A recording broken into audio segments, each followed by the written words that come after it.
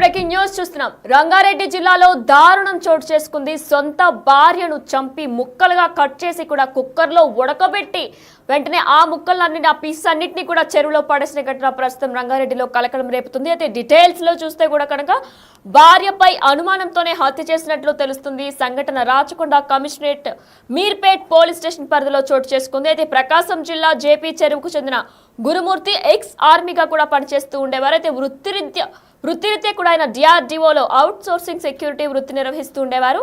అయితే ఈయనకి భార్య మీద అనుమానంతో కూడా 13న తన మిస్సింగ్ అయినట్లు కూడా తన తల్లిదండ్రులు కేసు పెట్టారు. భార్య యొక్క తల్లిదండ్రులు కేసు పెట్టారు.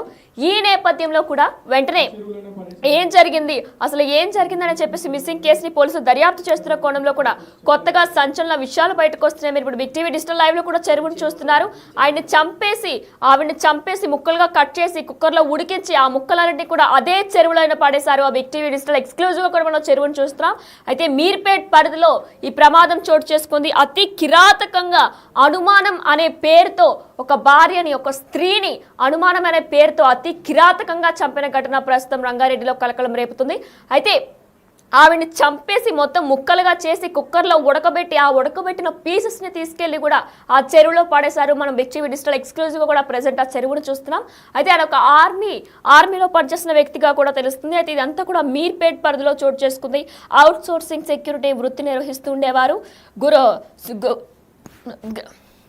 అవుట్ సోర్సింగ్ కి సంబంధించి కూడా ఆయన ఒక వృత్తి నిర్వహిస్తూ ఉండేవారు. అయితే ఈ నెల 13న మిస్సింగ్ అయినట్టు కూడా సమాచారం అందుతుంది. మీర్పేట్ పోలీస్ స్టేషన్ ఫిర్యాదు మేరకు కూడా మృతురాలు తల్లిదండ్రులు ఫిర్యాదు చేశారు. ఈ నేపథ్యంలో కూడా భర్త ఎవరైతే ఉన్నారో ఆయన కూడా ఏమీ తెలియనట్టు నటించుకొచ్చారు. పోలీస్ స్టేషన్ లో కూడా ఆయన అసలు ఏమీ తెలియనట్టు భార్య మిస్సింగ్ అయింది, ఎక్కడికి వెళ్ళిందో తెలియదు అన్నట్టు కూడా ఆయన కూడా భార్య తల్లిదండ్రులతో పాటు ఆయన కూడా పోలీస్ స్టేషన్కి వెళ్ళి ఫిర్యాదు చేశారు. మరి ఈ నేపథ్యంలోనే తర్వాత పోలీసుల దర్యాప్తులో కూడా తెలిసింది. వాళ్ళ ఇంటిని కూడా మనం చూస్తున్నాం. అదే ఇంట్లో కిచెన్ లో భార్యని ముక్కలుగా చంపేసి ఆ ముక్కలన్నింటినీ కూడా తీసుకెళ్లి కుక్కర్లో ఉడకబెట్టి మనం రైట్ బాక్స్ లో కూడా చూస్తున్నాం. ఆ చెరువులో పాడేసిన ఘటన ప్రస్తుతం మొత్తం రంగారెడ్డి జిల్లాలో కూడా కలకలం రేపుతుంది. ఇది ఎంతో కిరాతకమైన ఘటనని చెప్పుకోవాలి. ఎందుకంటే ఎంత పైశాచికంగా ఆయన ఆలోచనలు ఉన్నాయో కూడా అర్థమవుతుంది. ఎందుకంటే ఒక భార్యని అంత కిరాతకంగా అంటే ఇన్నాళ్ళ సంసారంలో కూడా ఆయనకి ఎప్పుడు కూడా ఎటువంటి అనుమానం లేదు. కానీ గతంలో కొన్ని రోజులుగా కూడా ఆయనకి అనుమానం అనే వ్యసనంతో ఈ దారుణం చోటు చేసుకున్నట్లు కూడా తెలుస్తుంది. సొంత భార్యని చంపేసి ముక్కలుగా కట్ చేసి కూడా కుక్కర్లో పెట్టి ఉడికించిన తర్వాత ఆ ముక్కలన్నింటినీ కూడా వేరువేరుగా మొత్తం చెరువులో మొత్తం కూడా పాడేసినట్టు తెలుస్తుంది. మీర్పేట్ పరిధిలో ఈ దారుణం చోటు చేసుకుంది. ఆ చెరువును కూడా మనం present Big TV digital exclusive గా చూస్తున్నాం. అయితే ఫిర్యాదు చేస్తున్న సమయంలో కూడా తనకి అసలు ఏం తెలియదు అన్నట్లుగా కూడా అత్తమామలతో కలిసి మీర్పేట్ పిఎస్కి వచ్చాడు మృతురాలు భర్త. తన భార్యను చంపడానికి ముందు కుక్కను చంపి తర్వాత భార్యను హతమార్చినట్లు కూడా తెలుస్తుంది. ఇదే అంశానికి సంబంధించి మరింత సమాచారం మా ప్రతినిధి రానా అందిస్తారు. రానా, మనం చూసుకున్నట్లయితే ఎంతో కిరాతకంగా ప్రవర్తించారు. పోలీసులు ఏమంటున్నారు, డీటెయిల్స్ ఏంటి? అత్యంత కిరాతకమైనటువంటి సంఘటనగా మనం పరిగణించాల్సిన అవసరం ఉంది. ఎందుకంటే కట్టుకున్న భార్యని అత్యంత కిరాతకంగా చంపడంతో కాకుండా చంపిన తర్వాత ముక్కలుగా చేసి వంట వండుతున్నటువంటి కుక్కర్ లో ఆ పీసులన్నీ వేసి ఉడికిచ్చేసి ఆ వంట పక్కన ఉన్నటువంటి జిల్లాలు కూడా చెరువులో పాడేసినటువంటి సంఘటన. సో ఎవరైతే నిందితుగా ఉన్నటువంటి వ్యక్తి డిఆర్డిఓలో ప్రస్తుతం ఆయన సెక్యూరిటీ గార్డ్ గా పనిచేస్తున్నారు. గతంలో ఆర్మీలో ఆయన పనిచేశాడు.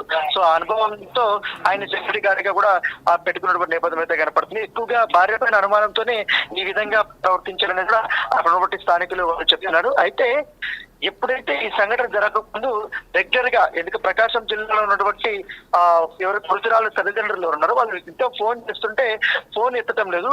సో ఆమె ఫోన్ ఎత్తకపోతే అనుమానం వచ్చి వాళ్ళు హైదరాబాద్ కు వచ్చి అల్లుడిని కలిశారు. గురుమూర్తిని కలిసే కొందరికి అసలు ఎక్కడికి పోయిందో తెలియదు. ఫోన్ కూడా తీసుకెళ్ళింది, కనపడటం లేదు కూడా ఆయన చెప్పడం. వీళ్ళందరూ కూడా పోలీస్ స్టేషన్ కి వెళ్ళడము, పోలీస్ స్టేషన్ కంప్లైంట్ ఇవ్వడము.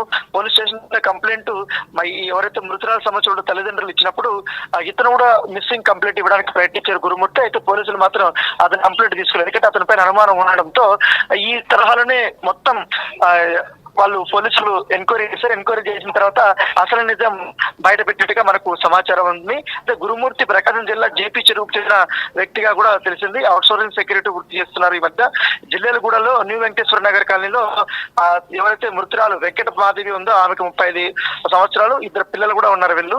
సో వీళ్ళు ఇక్కడే నివాసం ఉంటున్నారు.